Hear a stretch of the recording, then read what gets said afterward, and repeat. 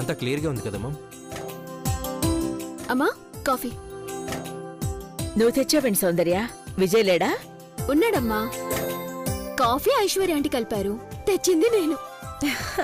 చేసింది కాఫీయే సౌందర్య. 100 మందికి వంట చేసినట్టు చెప్తున్నావు. అందరికీ కాఫీ టీలు ఇస్తున్నావు, మాకేమైనా ఉన్నాయా లేవా? నమస్కారం అమ్మగారు. ప్రయాణం బాగా జరిగిందా గాని? బాగా జరిగిందమ్మా, అంతా మోదకొండమ్మ దయ. ఆంటీ, సౌందర్య రామాలయంలో ముడుపు కట్టింది గాని మోదుకమ్మ తల్లిని దర్శించుకునొచ్చాడు. ఇక మిగిలింది ఆత్మలింగ పూజ. ఐశ్వర్య,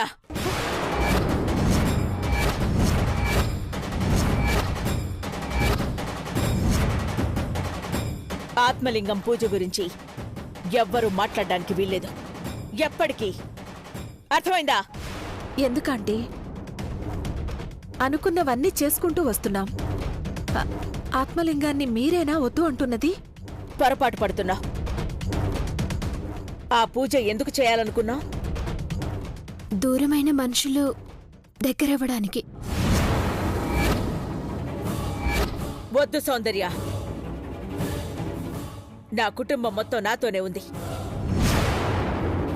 మామ్, ఏంటి చిన్నబాబు, అక్క వద్దు అన్నదాని గురించి మళ్ళీ ఆర్గ్యుమెంట్ చేస్తున్నారు? అక్క మాట అంటే గౌరవం పోయిందా, లేదా అమ్మంటే ప్రేమ తగ్గిపోయిందా? అది కాదక్కా. మీరాపండి భవానీ ఆంటీ. ఆంటీ మాటంటే గౌరవం ఉంటే మీరు ఇంట్లో ఉండేవారే కాదు. ఆవిడ చెప్పిన తీర్పుపై మీరు ఎప్పుడో గడప దాటేవారు. ఇలా నట్టింట్లో నిలబడి నీతులు చెప్పే ప్రయత్నం చేయరు. అబ్బా, అనువుగాని చోట అధికులం అనరాదు భవానీ. నీకెందుకే, నోరు మూసుకో. కాఫీ కోసం వచ్చి కామ్గా ఉండక ఎందుకు గెలుక్కుంటావు భవానీ? పూజ చేస్తామని సంకల్పం అనుకున్నాక ఇలా మధ్యలో ఎప్పుడూ ఆగిపోలేదు మామ్. ఏమవుతుందోనని భయంగా ఉంది.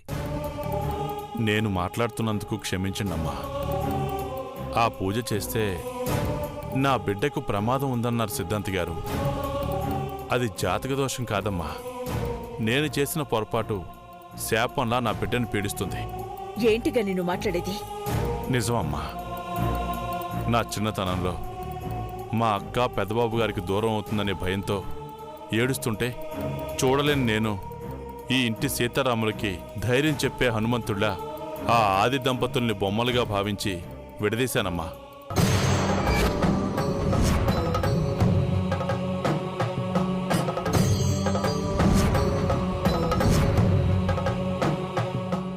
దొరికిందిరా గనిగా నీ జుట్టు.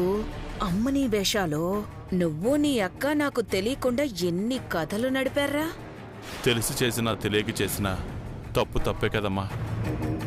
దానికి పరిహారమే ఆత్మలింగ పూజ. అమ్మగారు పెద్ద మనసుతో ఒప్పుకోండమ్మా. ఈ అఖిలాండేశ్వరికి ఎప్పుడు ఏది చేయాలో అన్నీ తెలుసు గని. నీ తప్పుకి పరిహారం తప్పకుండా చేద్దాం.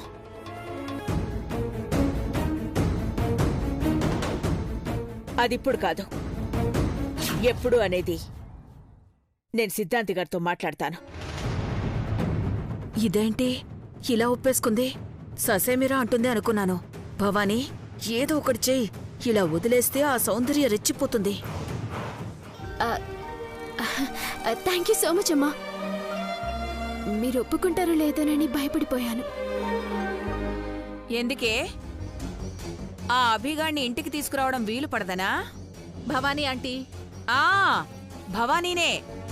నన్ను చంపినా ఈ ఇంటికి ఇబ్బంది కలిగించేది, అక్కకి కష్టం అనిపించేది పొరపాటును కూడా జరగనివ్వను చిన్న కోడలా. ఆ అభి వల్ల అక్క పసుపు కుంకాలకే గండం వచ్చింది. అలాంటి వాణ్ణి ఎలా ఈ ఇంట్లోకి తీసుకురావాలని ఆలోచిస్తున్నారు? ఆంటీ, అంటే ఈ పూజ ఇంట్లో చేస్తాను, చెప్పానుగా. ఇప్పుడు కాదు, అంకుల్ రికవర్ అయ్యాక మంచి రోజు చూసి చేస్తాను. కానీ గనీ చెప్పిన శాపం తొలగడానికి మాత్రమే. రండి,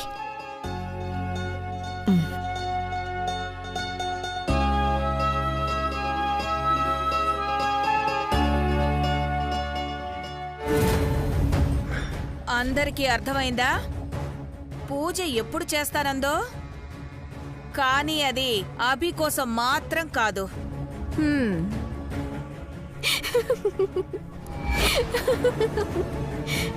భర్త ప్రాణం తప్ప అనే యముడి మాటకి సావిత్రి బిడ్డలతో సంతోషంగా జీవితం గడిపే వరం అడిగితే తాదాస్తు అన్నాడు. పాపం ఆ యమధర్మరాజు విషయం తెలుసుకొని కంగు తిన్నాడు. ఆ ధర్మరాజుతో ఈవిడికి పోలికేంటి సౌందర్య? ఆయనంతటి మహానుభావుడికి అర్థం కానిది ఈ బ్రెయిన్కి అర్థమవుతుందా అనే కదా సౌందర్య? నవ్వండి నవ్వండి, నవ్విన నాపచేనే పండుతుంది. పద.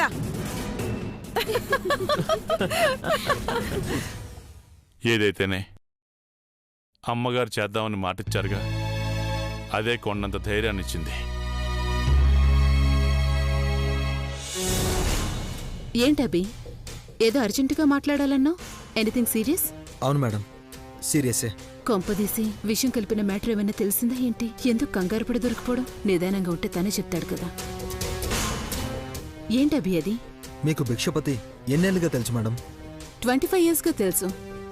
ఆయన తన గురించి ఎందుకు అభి? దొరికాడా? లేదు మేడం, దొరకలేదు. వాణ్ణి వెతకాలంటే ముందు నన్ను నేను వెతుక్కోవాలి.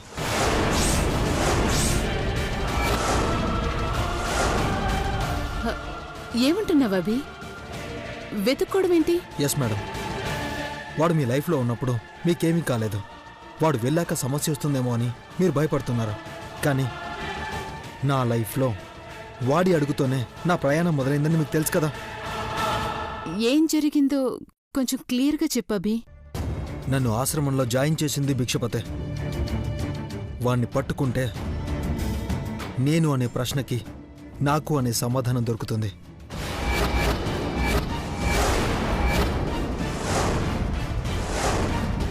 ఏంటబి నువ్వనేది? అవును మేడం, నేను అనాథని అని ఒకరు చెప్తేనో లేదా చేస్తేనో అని నేనెప్పుడూ ఆలోచించలేదు. కానీ ఎప్పుడైతే బంధాలు పరిచయాలు పెరిగాయో వాటి విలువలు తెలుసుకున్నాను. నాకంటూ చెప్పుకునే ఆధారం ఉండాలని అర్థమైంది.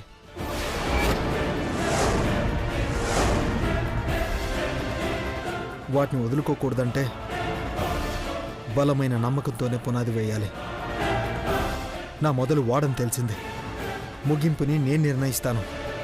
దీనికోసం ఎంత దూరమైనా వెళ్తా, ఎదురుగా ఎవరున్నా ఢీ కొడతా. అప్పుడే కదా మేడం నేను అనాథని కాదు అని నన్ను ఎన్నోసార్లు ప్రశ్నించిన నా మనసుకు చెప్పుకునేది. ఇక ఈ అభికి ఆన్సర్ దొరికితే నాకు అంతం ఆరంభమైనట్టే. అవునబి, నువ్వన్నది కరెక్టే. అయినా వాడెక్కడున్నాడో తెలియదు కదా. అందుకే మేడం నేను మీ దగ్గరకు వచ్చాను. వాడు మీకు ఎలా పరిచయం? ఎప్పుడు మీ దగ్గర జాయిన్ అయ్యాడు? ఇప్పుడు ఎందుకు మిమ్మల్ని మోసం చేయాలనుకుంటున్నాడు? చెప్పండి మేడం. అది నా ఆఫీస్కి జాబ్ కావాలని వచ్చాడు. మంచోడేమో అని మొత్తం డీటెయిల్స్ అన్ని వాడికే ఇచ్చాను. అంతే అభి. అవునా? ఓన్లీ జాబ్ కోసం వచ్చాడా? వాడి డీటెయిల్స్ ఏమైనా ఉన్నాయా మేడం? లేదభి, వాడింత జాగ్రత్త పడతాడని నేను అస్సలు అనుకోలేదు. వాడికి సంబంధించిందేది నా దగ్గర లేకుండా పగడ్బందీగా వచ్చాడు. మీకు తన గురించి ఏమీ తెలీదా? నిజం చెప్పండి మేడం, ఇది నాకెంత అవసరమో మీకు తెలుసు. నాకు తెలుసు అభి. తెలిస్తే నీకు చెప్పకుండా ఎలా ఉంటాను? వాడు నీకు మాత్రమే కాదు, నాకు చాలా అవసరం. ఓ పని చేద్దాం. వాడి గురించి నువ్వు వెతుకుతున్నావు కాబట్టి నేను నా మనుషుల్ని పంపిస్తాను. ఇద్దరిలో ఎవరికి దొరికినా వాణ్ణి పట్టుకొచ్చి నిజాలు కక్కిద్దాం. Okay madam, sure. బట్ వాడు నాకు ప్రాణాలతోనే కావాలి మేడం. ఓకే అభి, నాకు దొరికితే నేను తీసుకొస్తాను కదా. ఓకే మేడం, నేను వెళ్తాను. దొరికిన వెంటనే నాకు కాల్ చేయండి.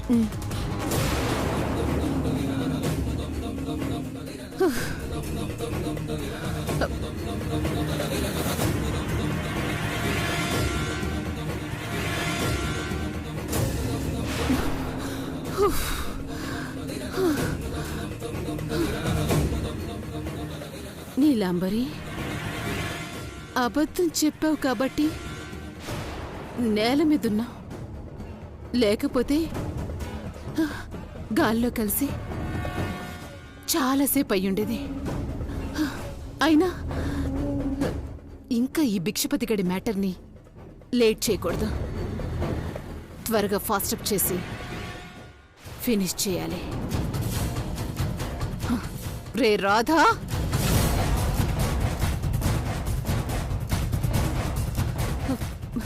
రే రాధా, ఇంకా మీరు లేట్ చేస్తే మిమ్మల్ని లేట్ రౌడీలుగా నేను చేస్తాను. నేను చెప్పింది చెయ్యలేను అని చెప్పకుండా చేసి చూపించాలి. అర్థమైందా?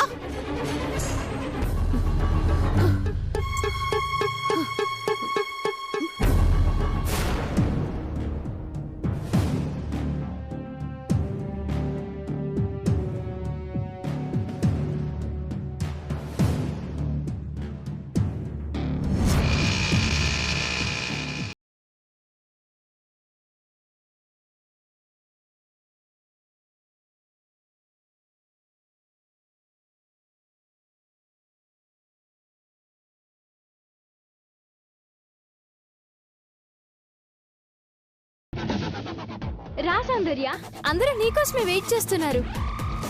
పద పద.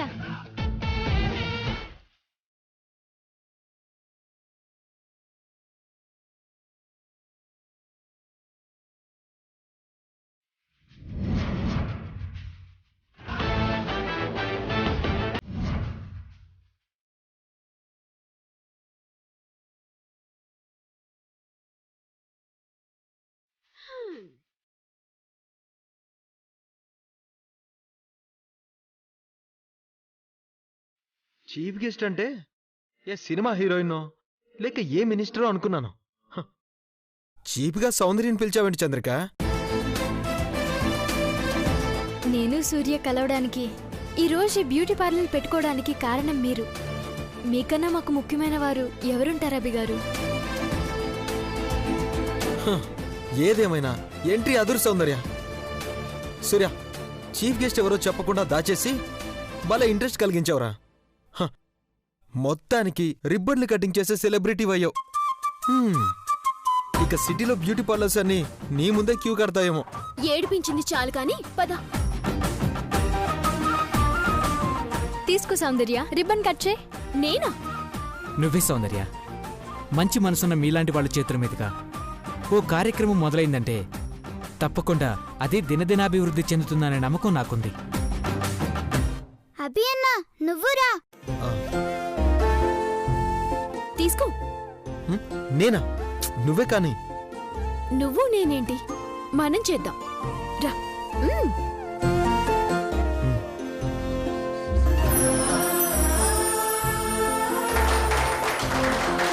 ఆ స్వీట్ బాక్స్ ఇలా ఇవ్వు. Congratulation. Thank you Abhi. Sweet తీసుకో. మీరే తీసుకోండి.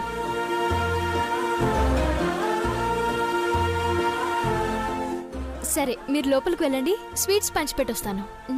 లోపలికి వెళ్ళి చూస్తానంట. ఓకేరా. మనస్వి ఇట్రా.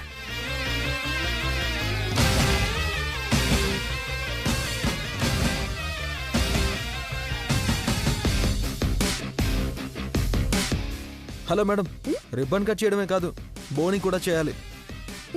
చేస్తాను, బట్ ఫస్ట్ మేక్ ఓవర్ నాకే చేయాలి. అది నువ్వే చేయాలి. వాట్? నేనా? ఎస్, నువ్వే. అద్దంలో చూసుకుంటూ దువ్వుకోవడమే నాకు తెలీదు.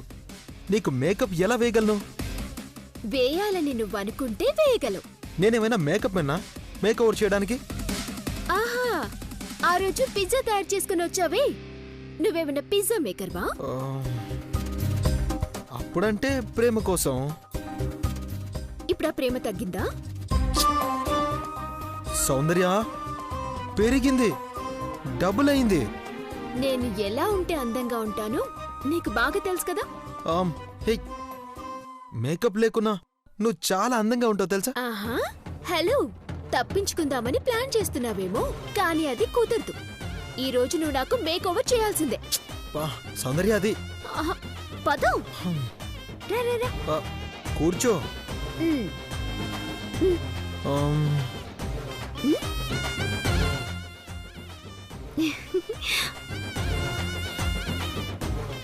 చెయ్యు. ఆగు, చేస్తున్నాను.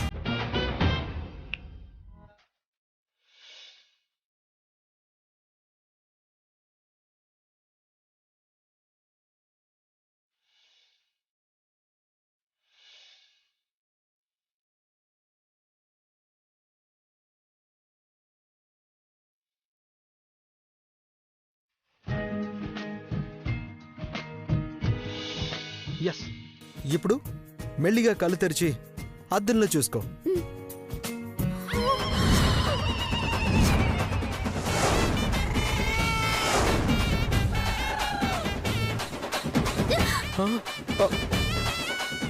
అందంగా చేయమంటే ఇలా చేసావు, ఇదేనా?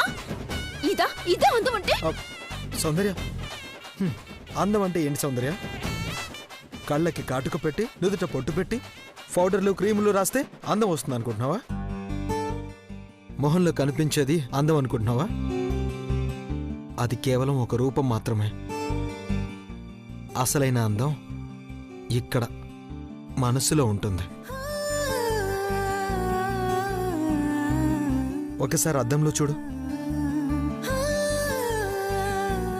నీ స్వచ్ఛమైన ఆ కళ్ళ కదలిక వెనుక ప్రేమ కనిపిస్తుంది. సముద్రంలో అలల వలె నీ పెదాలపై కదలికలు చూసావా?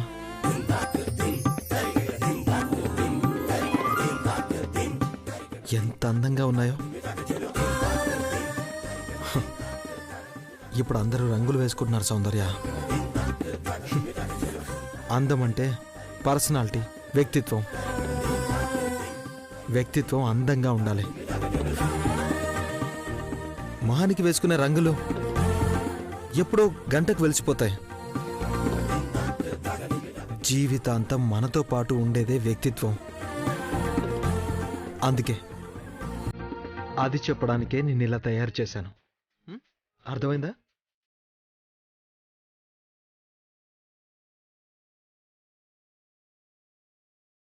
అభయ్, రే సూర్య, వస్తున్నారా? త్వరగా రారా, లేట్ అవుతుంది. ఎక్కడికి రా? వెళ్ళాలి. సౌందర్య ప్లీజ్ ఒక్క సెల్ఫీ. ఏంటి ఇలాగా? అవును. హే,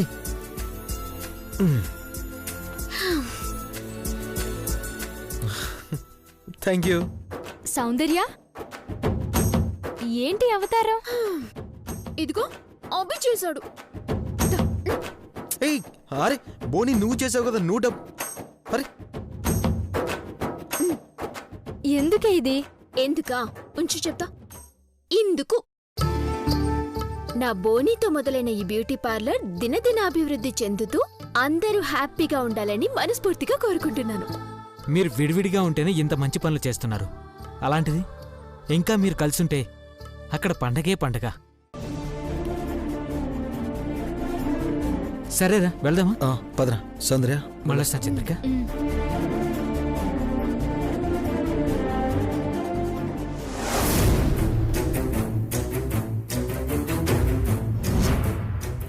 చీపురాంటీ, భిక్షపతి తప్పించుకున్నాడు, ఇక దొరకడు అన్నావు. మన వాళ్ళకి దొరికాడు, తీసుకొస్తున్నారట. వాడిప్పుడు తీసి పడేసిన తొక్కలాంటోడు. లోపల రహస్యాన్ని ఎవడో తినేశాడు. నిజంగా వాడి దగ్గర ఆ ఎవిడెన్స్ ఉండుంటే అంత ఈజీగా దొరకండి నీలమ్మా. వాడి దగ్గర ఎవిడెన్స్ ఉందా లేదా అనేది పక్కన పెడితే వాడిప్పుడు మన ముందుకు రావడం చాలా అవసరం భవానీ ఆంటీ. నువ్వు ఎన్నైనా చెప్పు నీలమ్మా, వాడు నిన్ను మోసం చేశాడేమో అనిపిస్తోంది. చేసుండొచ్చు, నమ్మాం కదా. ఇప్పుడు దొరికాడు కాబట్టి ఆ రహస్యం వాడి దగ్గరే ఉందా, లేక డబ్బు ఆశకి శివశంకర్ అంకుల్కి ఇచ్చాడా అనేది తెలుసుకొని ఆ తర్వాత వాణ్ణి ఏం చేయాలనేది ఆలోచిద్దాం. అవును నీలమ్మా, ఈసారి వాడు తప్పించుకోకూడదు. వాడొక్కడు తప్పించుకోవడం వల్ల ఎన్ని తిప్పలు పడ్డామో చూసావా? భయపడుకు భవానీ ఆంటీ. ఆ భిక్షపతి గాడిని చంపైనా సరే వాడి దగ్గరున్న ఆ ఎవిడెన్స్ని తీసుకుందాం. ఇక రాబోయే రోజులన్నీ మనవే. అంటే అంటే ఏముంది భవానీ ఆంటీ, శివశంకర్ అంకుల్ ఇక లేడు.